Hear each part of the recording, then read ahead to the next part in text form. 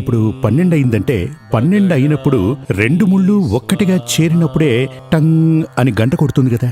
ఆ తరువాత 12:05, 12:10, 12:15 అయిందని 12ను చేర్చే మనం టైం చెప్తూ ఉంటాం. 12:15 అయింది, 12:30 అయింది, 12:45 అయిందని ఇలా చెప్తూ ఉంటాం కదా. అదే విధంగా సర్వదా సంచరిస్తూ ఉంటాయి ఈ గ్రహాలన్నీ కూడా. 12 రాసుల ప్రకారం ఈ గ్రహాలన్నీ కూడా ఇలా సంచరిస్తూ ఉంటాయి. ఆగనే ఆగవు, తిరుగుతూ ఉంటాయి. ఈ క్లాక్లో వాచ్లో తిరుగుతుంటాయే, నీడిల్స్ లాగా, సూదుల్లాగా, గడియారంలోని ముళ్ళులా ఎప్పుడు ఇలా తిరుగుతూనే ఉంటాయి. 24 అవర్స్ తిరుగుతూనే ఉంటాయి.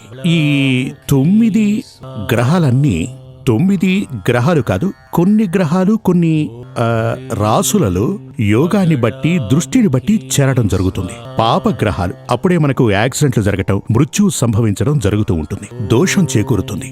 కొన్ని సమయాలలో యోగ గ్రహాలు ఒక్కటిగా కలిసిపోతూ ఉంటాయి. అప్పుడే మన జీవితంలో మంచి కార్యాలు జరుగుతాయి. ఇప్పుడు ఒక యాక్సిడెంట్ జరిగింది అంటే